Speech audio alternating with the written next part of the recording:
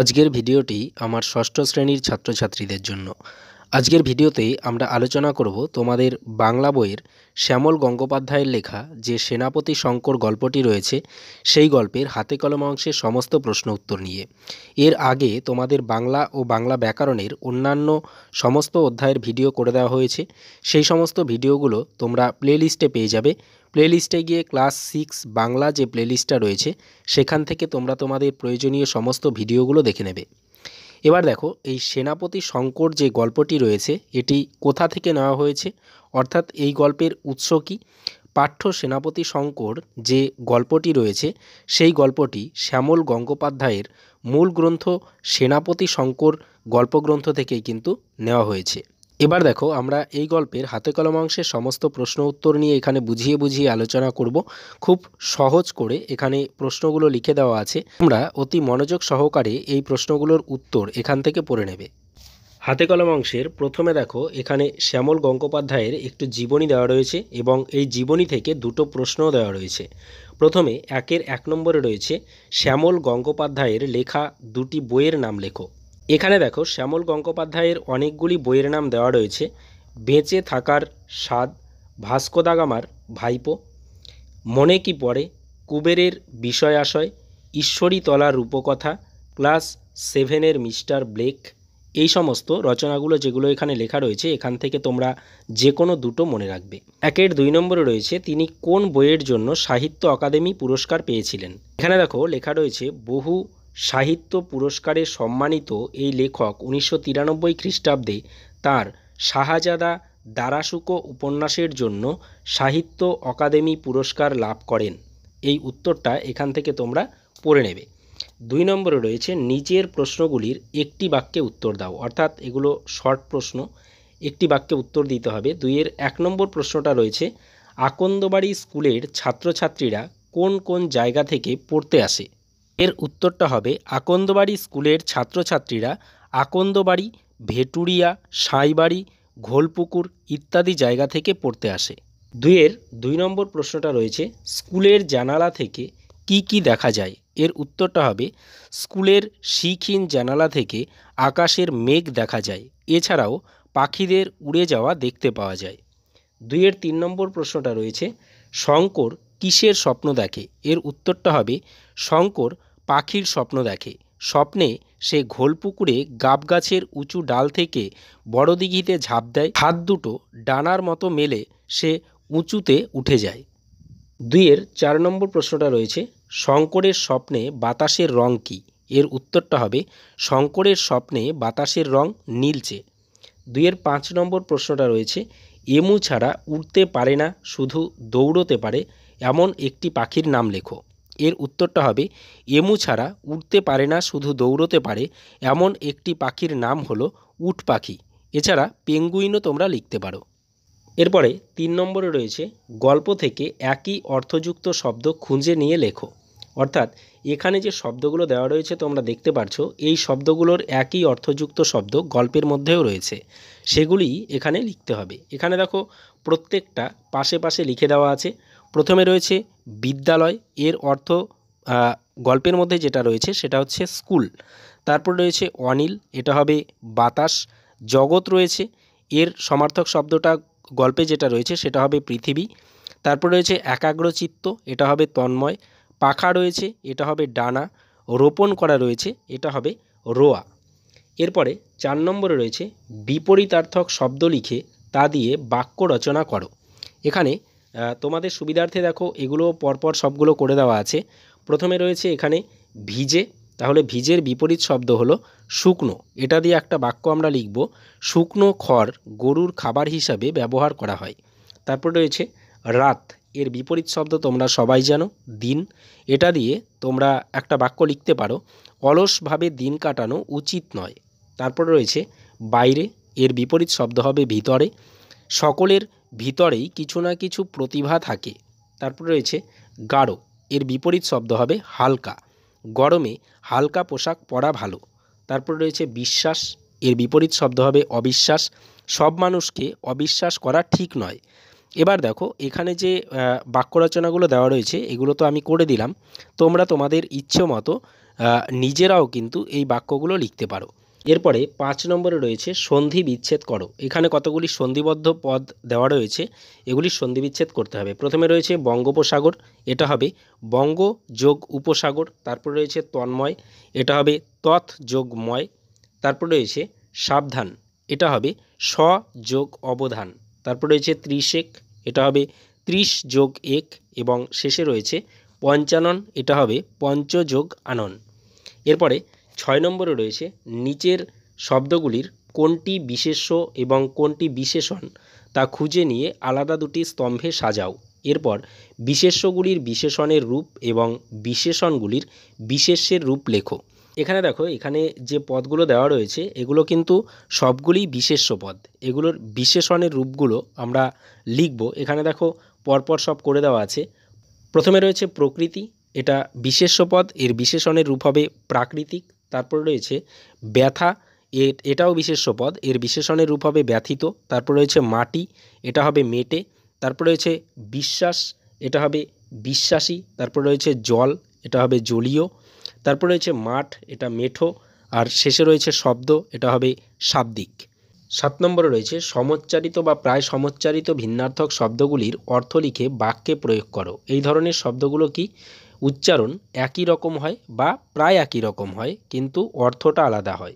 এর অর্থগুলো পাশে পাশে লিখে একটা করে বাক্য লিখতে হবে। প্রথমে রয়েছে ভয়াকার পেট কাটা মূর্ধন্য সহায়কার আর ভয়াকার দন্তের সহায়কার। দেখবে বানানটা আলাদা আছে। ভয়াকার পেট কাটা মূর্ধন্য সহায়কার এর মানে হচ্ছে ভাব প্রকাশের মাধ্যম, ভাষার সাহায্যে আমরা মনের ভাব প্রকাশ করি। তারপরে রয়েছে ভয়াকার দন্তের সহায়কার, এটার মানে হচ্ছে ভেসে থাকা, সাঁতার কাটার সময় জলে ভেসে থাকতে হয়। তারপরে দেখো রয়েছে প ডয়বিন্দু রয়কার আর প রয়কার। তাহলে প ডয়বিন্দু রয়কার এর মানে হচ্ছে পাঠ করে, রজত রোজ সকালে বই পড়ে। আর প বয়বিন্দু রয়কার যেটা রয়েছে এর অর্থ হচ্ছে সময় অন্তরে। তাহলে এটা দিয়ে একটা বাক্য হবে আর 2 দিন পরে আমরা বেড়াতে যাব। তারপর রয়েছে তালবা স অনেশ্বর কর শঙ্কর আর দন্তের স অনেশ্বর কর শঙ্কর। তালবা স অনেশ্বর কর এর মানে হচ্ছে মহাদেব, তাহলে শিবের আরেক নাম শঙ্কর। আর দন্তের স অনেশ্বর কর যেটা রয়েছে এর মানে হচ্ছে মিশ্র, একাধিক ধাতু মিশিয়ে শঙ্কর ধাতু তৈরি হয়। তাহলে শঙ্কর যে ধাতু আমরা বলি সেটা কিন্তু মিশ্র, তার মানে হচ্ছে একাধিক ধাতু সেখানে মিশে থাকে। আর ময়াকার থয়াকার মাথা রয়েছে আর ময়াকার তয়াকার মাথা রয়েছে। ময়াকার থয়াকার মাথা মানে হচ্ছে মস্তক, এটা তোমরা জানো। মাথায় বুদ্ধি থাকলে অনেক কাজ সহজেই করা যায়। আর ময়াকার তয়াকার রয়েছে, এই মাতা মানে হচ্ছে মা, দেশ আমাদের মা। তারপর রয়েছে বয়চন্দ্রবিন্দু আকার তালবস্য বাঁশ আর বাঁশ। তাহলে বাঁশ এর মানে হচ্ছে লম্বা গাছ বিশেষ, বাঁশ আমাদের ঘরের কাজে লাগে। আর বয়াকার দন্তের সব বাঁশ মানে হচ্ছে আবাস, পশুরা জঙ্গলে বাস করে। এই যে বাক্যগুলো এখানে লেখা আছে এগুলো তোমরা নিজের মতোও লিখতে পারো, এখান থেকে অর্থগুলো তোমরা দেখে নেবে। 8 নম্বর রয়েছে গল্পে বেশ কিছু পাখি ও গাছের নাম আছে। এই পাখি ও গাছের নামের তালিকা তৈরি করে এগুলি সম্পর্কে তথ্য জানিয়ে নামের পাশে পাশে লেখো। প্রয়োজনে শিক্ষক শিক্ষিকার সাহায্য নাও। এগুলি ছাড়াও তোমার জানা আরও কিছু পাখি আর গাছের নাম, তাদের বৈশিষ্ট্য লিখে নিচের ছকটি পূরণ করো। এখানে দেখো একটা ছক দেওয়া রয়েছে। প্রথমে রয়েছে পাখির নাম আর পরের যে ছকটা দেওয়া রয়েছে সেটা রয়েছে গাছের নাম। প্রথমে পাখির নাম, এখানে দেখো একটা করে দেওয়া আছে দুর্গা টুনটুনি, এটা একটা পাখির নাম। এর আকারটা লিখতে হবে তোমাকে, রঙটাও লিখতে হবে, ঠোঁট কেমন সেটা লিখতে হবে, লেজ কেমন হয় সেটা লিখতে হবে, পা কেমন এবং ঝুঁটি আছে কি নেই সেটা লিখতে হবে। এখানে এইরকম অনেক পাখির নাম কিন্তু তোমরা দিতে পারো তোমাদের আশেপাশে যে সমস্ত পাখিগুলো রয়েছে।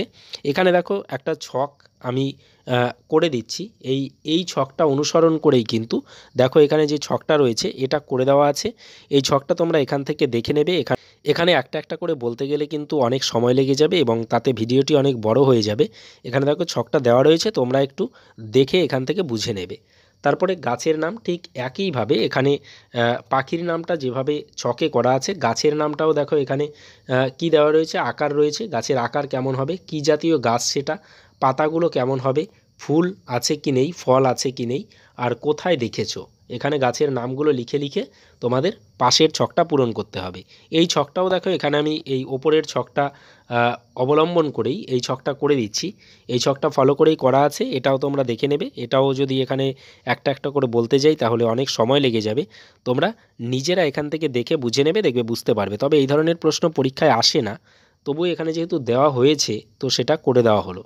এরপরে এখানে 9 নম্বরে রয়েছে, দেখো নিচে কতগুলি উপসর্গ দেওয়া হলো, গল্প থেকে উপযুক্ত শব্দ খুঁজে নিয়ে এই উপসর্গগুলি যুক্ত করে কয়েকটি নতুন শব্দ তৈরি করো। তাহলে এখানে যে উপসর্গগুলো দেখছো দেওয়া রয়েছে, এই উপসর্গের কাজটা আগে তোমাদের বলে দিই।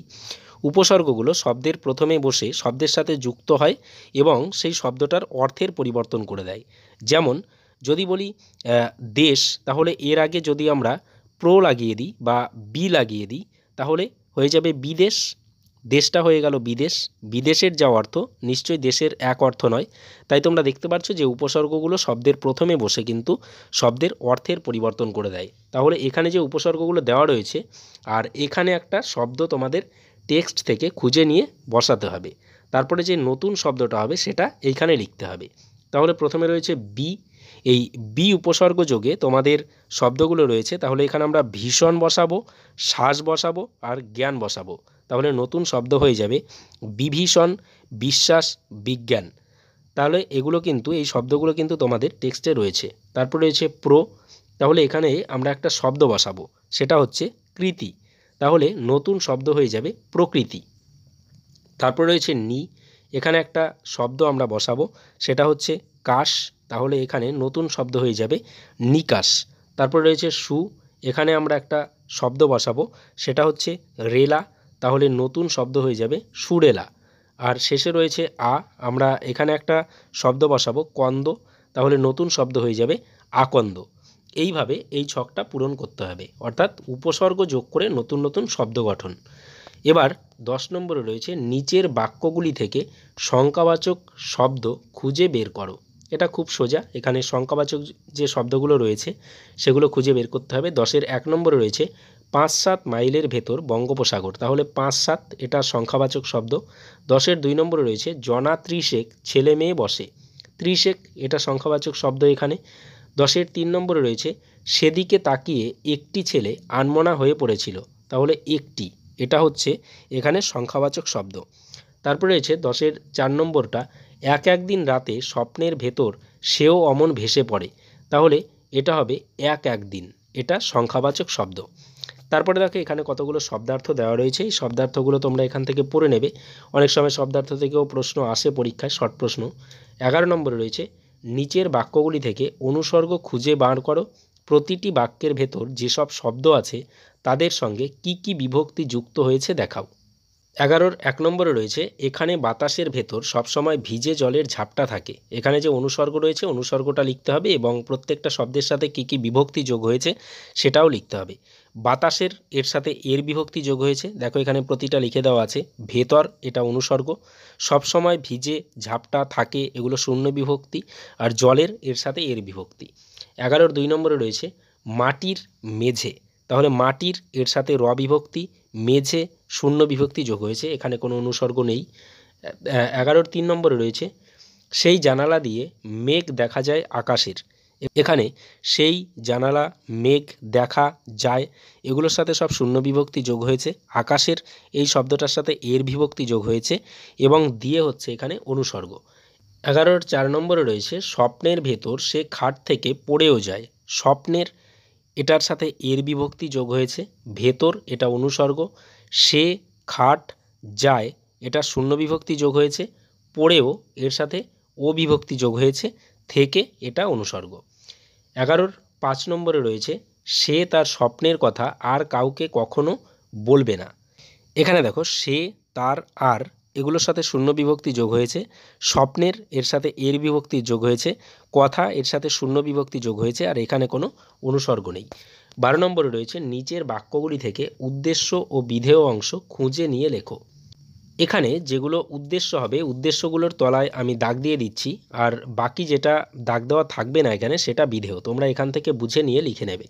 12-র 1 নম্বরে রয়েছে আকন্দবাড়ি স্কুলের ক্লাস 5-এ বিভীষণ দাস এমু পাখির কথা বলছিলেন। এখানে উদ্দেশ্য অংশ হবে আকন্দবাড়ি স্কুলের ক্লাস 5-এ বিভীষণ দাস, এই পুরোটা কিন্তু উদ্দেশ্য। এখানে দেখো বিভীষণ দাস এইটুকু উদ্দেশ্য আর বাকিটুকু উদ্দেশ্যের সম্প্রসারক। আর বিধেয় হবে এমু পাখির কথা বলছিলেন, তাহলে যেটুকু দাগ দেওয়া রয়েছে সেটুকু উদ্দেশ্য আর বাকিটুকু বিধেয়। 12-র 2 নম্বরে রয়েছে স্কুলের সামনে ধান খেতে রোয়া ধান সবে মাথা চারা দিয়ে উঠেছে। এখানে স্কুলের সামনে ধান খেতে রোয়া ধান এইটুকু হবে উদ্দেশ্য, আর সবে মাথা চারা দিয়ে উঠেছে এইটুকু হবে বিধেয়। 12-র 3 নম্বরে রয়েছে গাঢ় ছাই রঙের বিরাট এক পাখি, তাহলে এখানে উদ্দেশ্য হবে বিরাট এক পাখি এইটুকু উদ্দেশ্য, আর গাঢ় ছাই রঙের এটুকু হলো বিধেয়। 12-র 4 নম্বরে রয়েছে তন্ময় হয়ে শুনছিল শঙ্কর, তাহলে শঙ্কর এইটুকু হবে উদ্দেশ্য, আর তন্ময় হয়ে শুনছিল এইটুকু হবে বিধেয়। 12-র 5 নম্বরে রয়েছে এই খোলামেলা পৃথিবী সবচেয়ে বড় বই, এর উদ্দেশ্য হবে এই খোলামেলা পৃথিবী এইটুকু হবে উদ্দেশ্য, আর সবচেয়ে বড় বই এইটুকু হবে বিধেয়।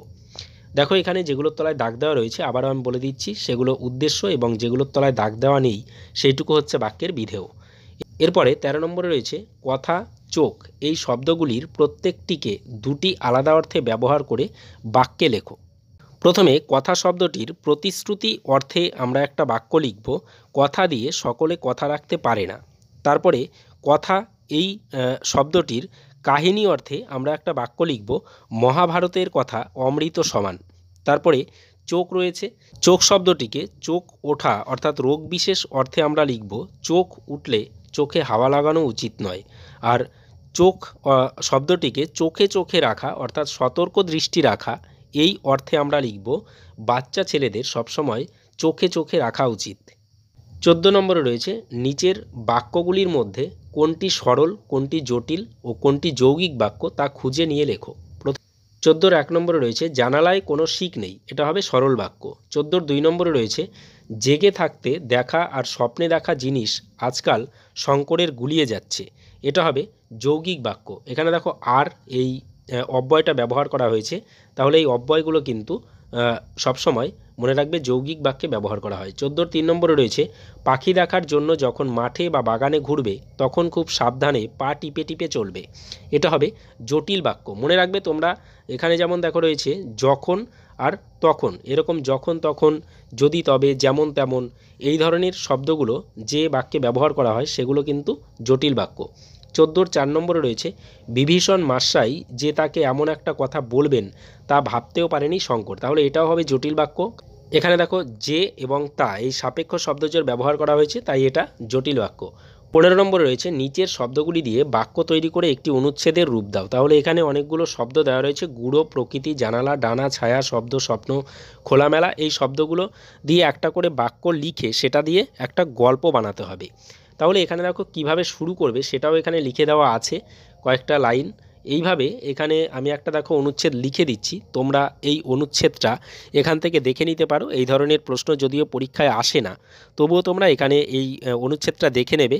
এটা ধরে ধরে এখানে আলোচনা করার মতো কিছু নেই, কারণ তাতে ভিডিও অনেক বড় হয়ে যাবে।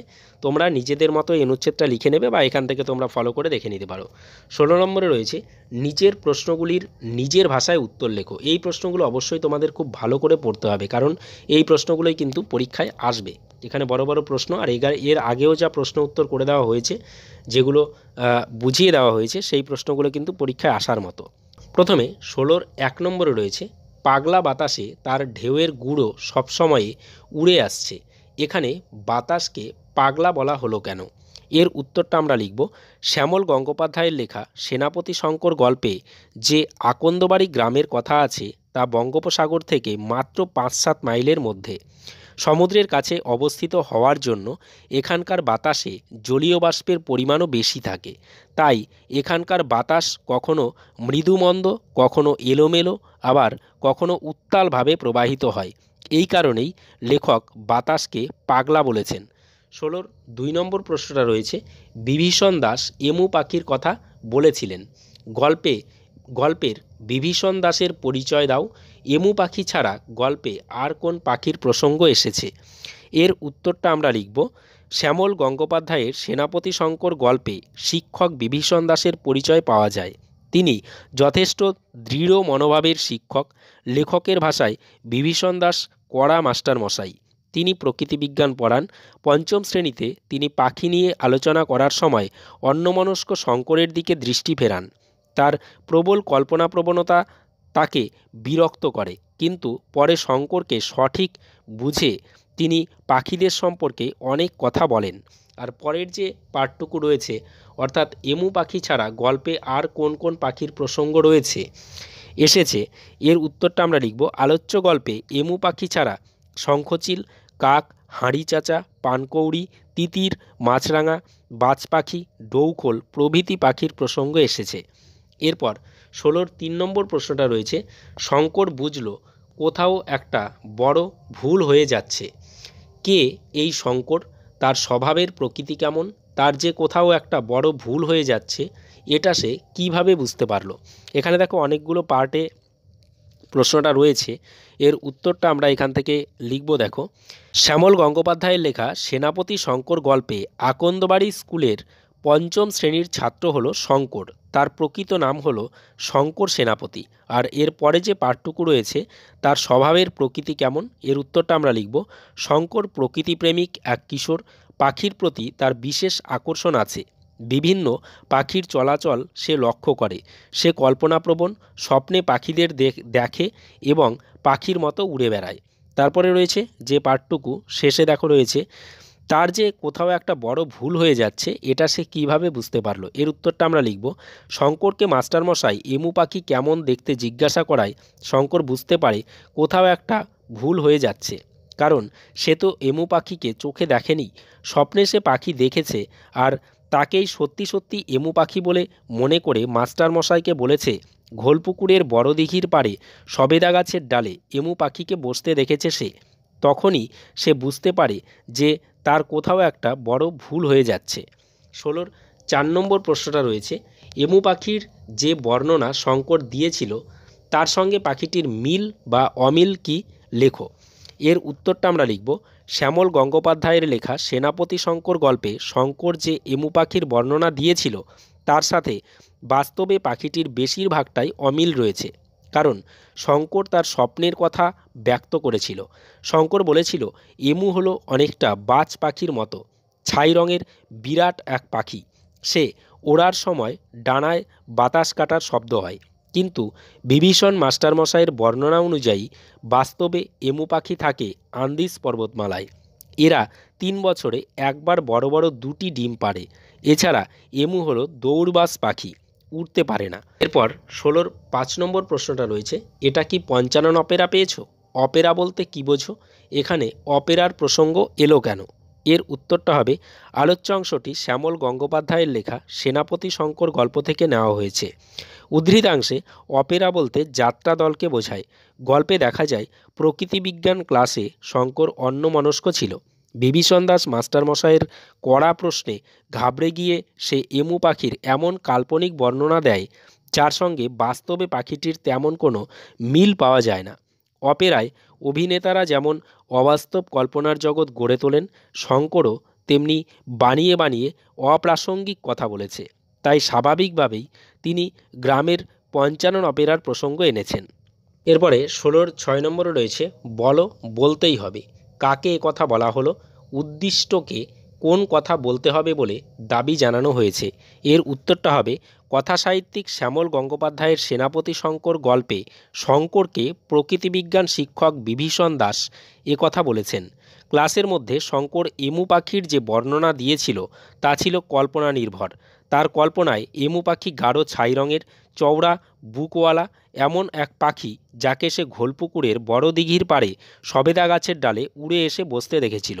শঙ্করের এমন বর্ণনা শুনে মাস্টারমশাই বিস্মিত হন, কারণ আন্দিজ পর্বতমালার বাসিন্দা এই পাখিটির সম্পর্কে তার জ্ঞান ছিল সম্পূর্ণ বিপরীত। তিনি জানতেন এমু একেবারেই উড়তে পারে না, সে জোরে দৌড়তে পারে। তাই শঙ্করের অবাস্তব বর্ণনা তাকে ক্রুদ্ধ করে।